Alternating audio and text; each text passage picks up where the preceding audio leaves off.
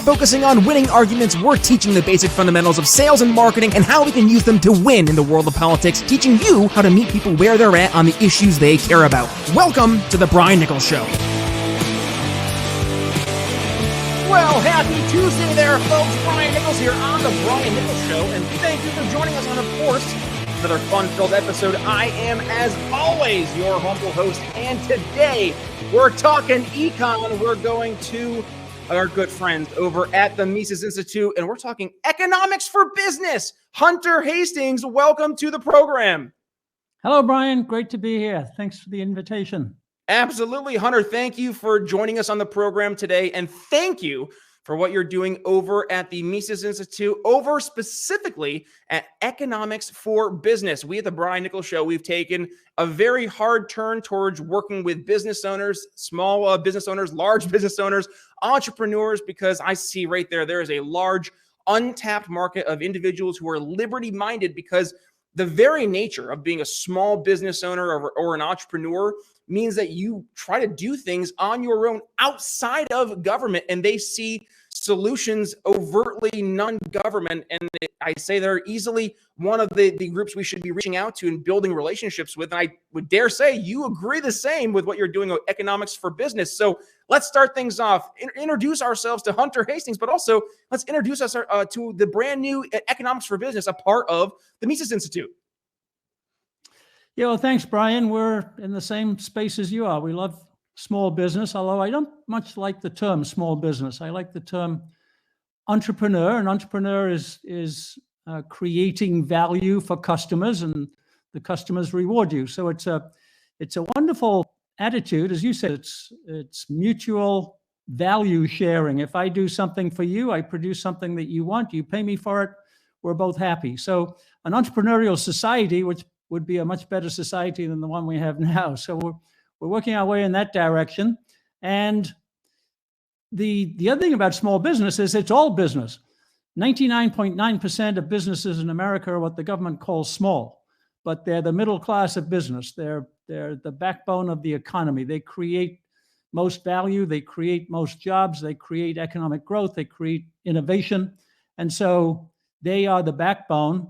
And economics is business, and at Economics for Business, we're trying to assert that. So it's based on Austrian economics, which, if I was a brand manager, Brian, I wouldn't call my brand Austrian economics. I'd call it something else.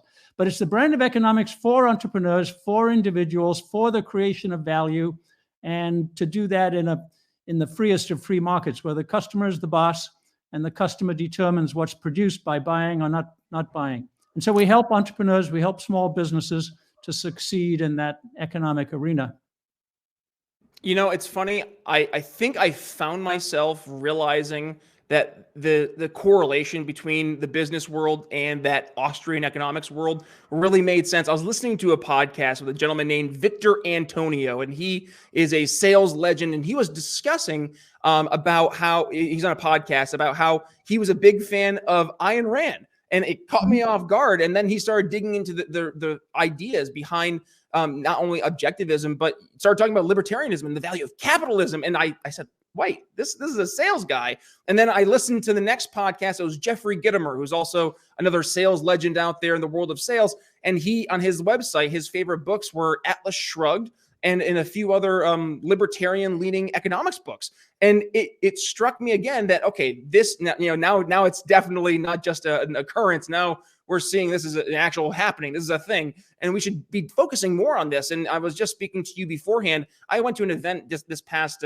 week, as we're recording here on Monday, the 21st. Yeah, I couldn't remember, February. And it was up in Wisconsin. It was with a bunch of small business owners at the Young Guns Winter Summit. And it was a non-political event. Like, there was no political leaning, but it was obvious. Pretty much everybody there was in the mindset of being pro limited government, because they saw themselves in that realm of being the individual in the economy, creating value, solving problems, and they don't need that extra government entity to help facilitate that happening. In many cases, actually, it's that government entity that's holding them back. So with that being said, Hunter, let's dig into economics for business. So this is obviously the new venture from the Mises Institute. And I want to discuss what this is doing for business owners and how are you having success in terms of actually reaching out and getting conversations started with people we haven't been talking to. Well, we think of the entrepreneurial journey, Brian. You begin your journey, you're trying to create value for customers, you're trying to build a company, you're trying to grow. And we try to break down that entrepreneurial journey into steps that are accessible for everybody. And the first step's imagination, which sounds kind of woolly and imprecise, but it's not. The whole point about economics is imagining a better future. The customer imagines one, otherwise they wouldn't be trying new things, and the entrepreneur imagines one. So what is the essence of imagining a better future? And so we call that a value proposition. Who's my customer? What do they need? What have I got for them? And I can give them a value proposition. And our site has a number of tools to help entrepreneurs do that. We've got a value proposition template, for example, that you can download, you can fill in, you can see examples of it, you can see how to apply it. Then the next step is a design process. So how do you get from a value proposition, which is an idea sketched on paper, to an actual service or an actual product? Well, it's a series of steps. They become more and more material, closer and closer to the market, more and more like a prototype, and then a finished version. And you test that. You test that for constant feedback from the customer. So by the time you finish the design process, you're pretty accurate that you've got something that the customer wants. The third step is marketing, which is a learning process for the customer. And one of the things Austrians understand, Brian, is that value for the customer is a process. It's not one point in time. It's not one transaction. It's a learning process. So the first learning is, hey, I see something that Brian's offering me. Do I think there's anything in that for me? That's the first step. Then, relatively, compared with other things I could do, does it have any value for me? Then, does it have any social value? What will other people think if I buy this? Are other people buying it? They make that comparison. Then it's got exchange value. Is the price right? Will I change my dollars for this? Then they use it. That's experience value. And then they step back and they say, did that meet my expectations? You can map all of this out and you can get into that process. We have what we call an Austrian business model. And it's 4 sections of value. Identifying potential value. Here's something they might want. Delivering that value, putting it all together through the design process. Completing the exchange, what you call sales. And then the valuation of that, stepping back and saying, did it work? Should I change it? Should I improve it? So we've got tons of tools and processes like that on the site that people can explore and work around and find something that's useful to them. The second thing we want to provide on the site, Brian, is a community. So there's 3 things you need to be a successful entrepreneur. You need knowledge, and we've got lots of that. We've got tools, things you can do, actions you can take. And the third is experience. And a big issue for small business is that they don't have that experience, right? They're just getting started, or their business is pretty limited. So the best way to get experience is share it with others. So we've got a community where you can come in, ask questions. Have you had this problem before? What about this? What do you do about marketing? Somebody will respond to you. And to your opening point, we're building up this community of entrepreneurs, of small business people that can share experience, which will get them smarter and moving faster over time. So those are the 3 things: knowledge, tools.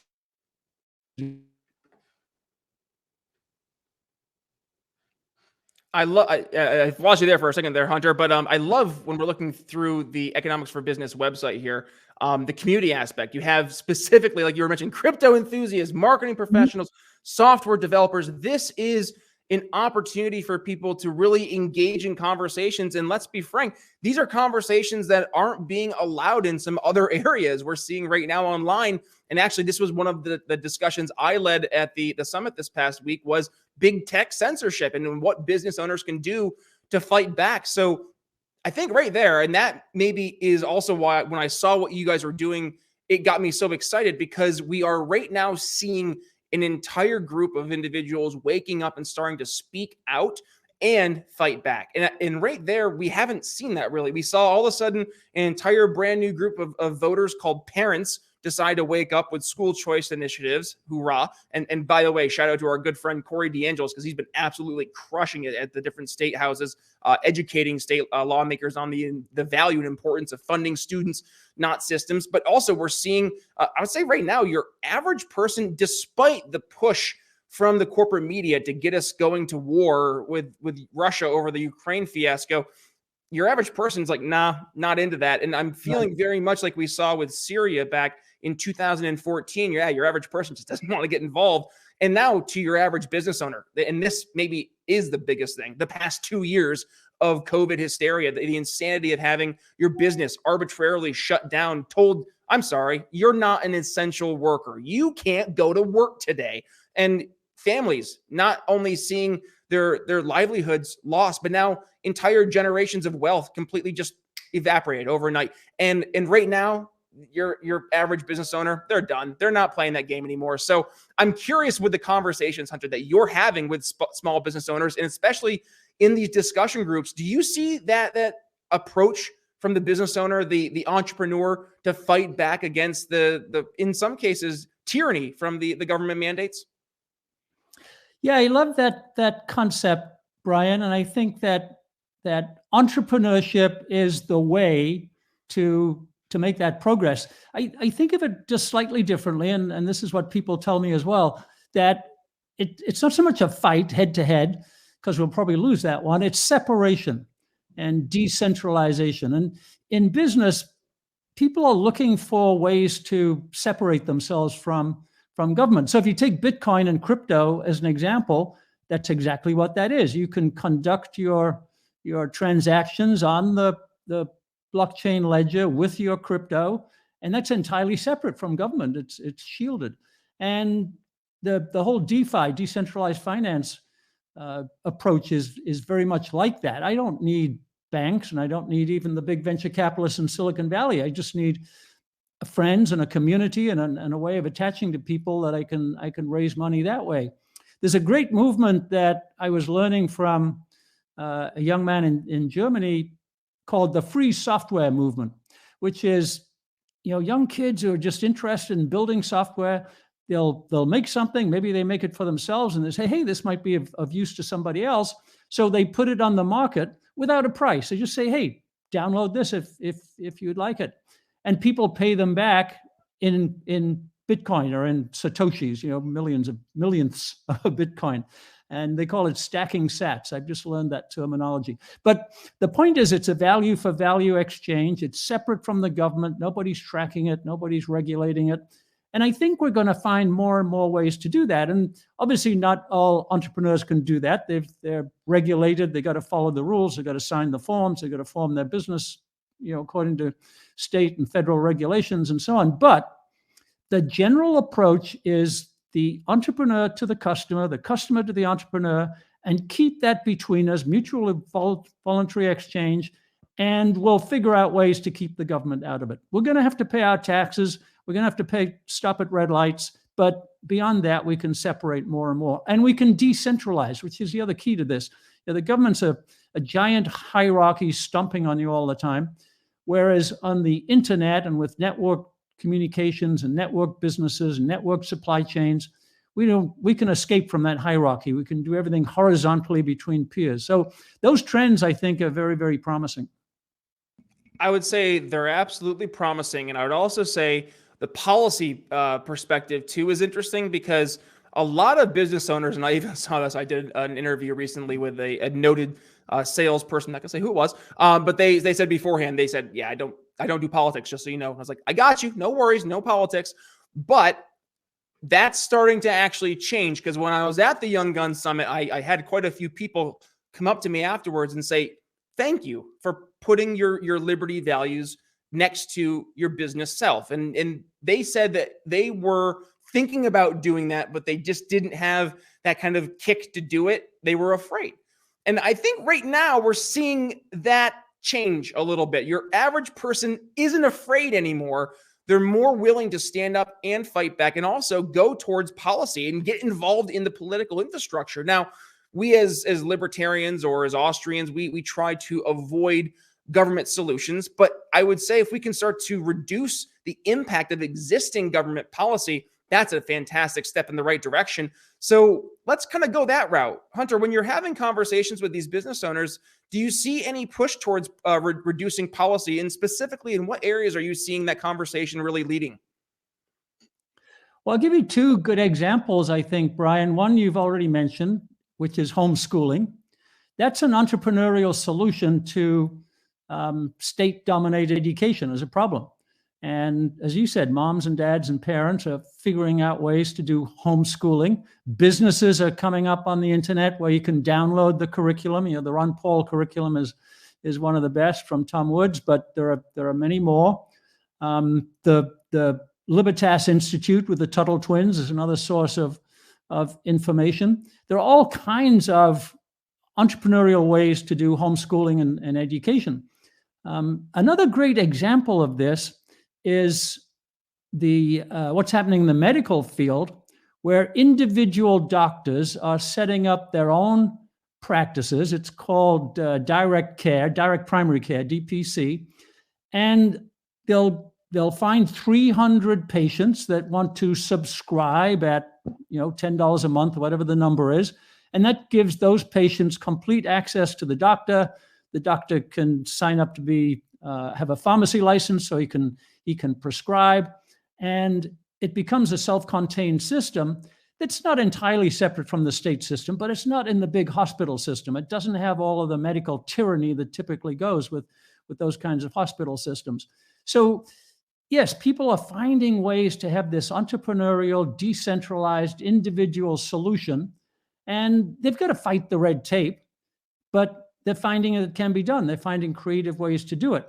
And so those are just two examples which I think are really, really important in terms of education and medicine. Medicine is a place where tyranny of not just the government, but the big bureaucracies and the pharmacy companies has been really oppressive. And it's really exciting to see that individuals are finding ways around that. There's a famous free market setup called the Surgery Center of Oklahoma, run by a guy called Dr. Keith Smith. And he started a surgery center where the big breakthrough was, I'll put my prices on the internet. You want a hip replacement? It's $27,500. I don't know what that number is, but he's got a price list, and that's exactly what it costs you. You go there, you get the anesthesia, you get the surgeon, you get the treatment, you get the overnight in the hospital, and it's cash. And people come from all over the world. You don't have to wait. You just make an appointment. And that's another entrepreneurial solution. And there's a group called the Free Market Medical Association that is furthering that. And so it's happening everywhere, Brian. We're entrepreneurially creating these separate value centers that deal directly between the entrepreneur and the customer, and they're finding ways around the red tape and the legislation and the bureaucracy. You love to see it. You love to see it. Well, how about this? Let's turn the last 5 or so minutes of the conversation. I want to focus on the business owner. I'm a business owner, let's say, and I am looking to take a step, get involved, learn more, because I maybe feel a little lost and I'm looking for some guidance. So help me out. What are the first steps? Lost lamb approach. I look at econforbusiness.com. Then what? Well, you need to understand your own process and your own journey. So often businesses are told, start with an idea. You need an idea. Well, you don't. You need a customer. And so start with customers. Who are you going to serve first? And then how do you figure out what it is that they need that you can provide that becomes your business? And so we always say start there. The way to gather that data is just to talk to people. One of our friends who was on the podcast a little bit earlier, Brent Lindell, said, I decided to get into the construction business. I decided to sell siding. I knew something about siding. So I'd go sell to the construction business that was using siding.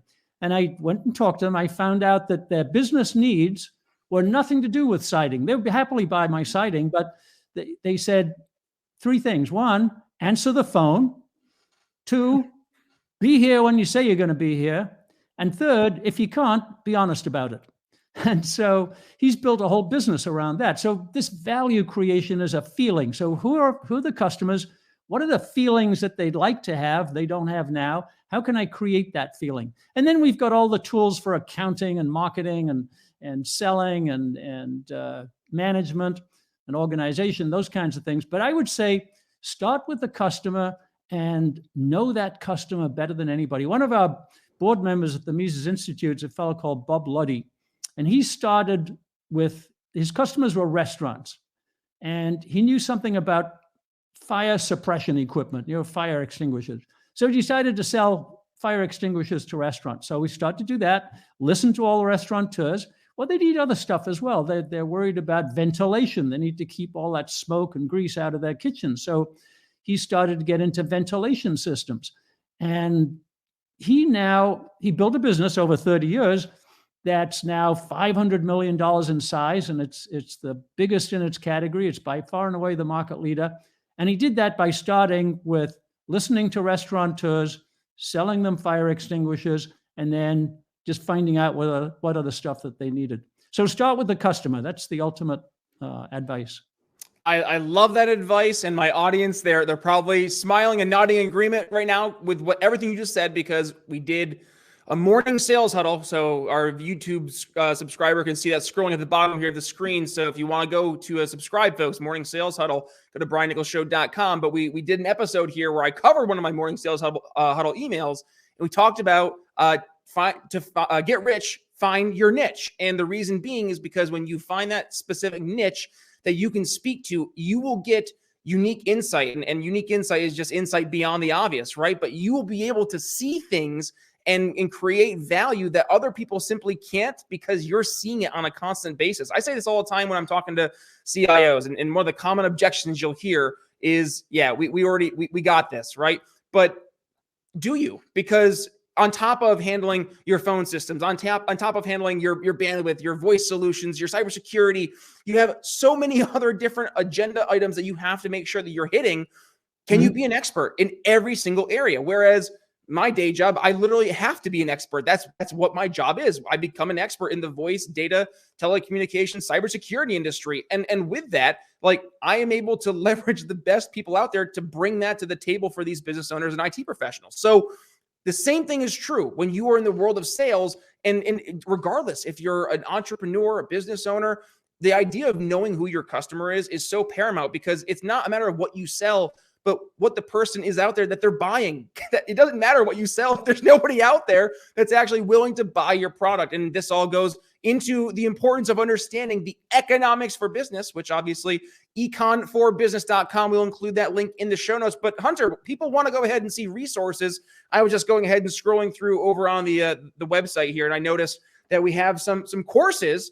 Here, I'll bring this up here on the page. But as I do, tell us about some of these this course, the Crazy Method Launchpad. If people want to get involved, what do they have to do, and what will it entail?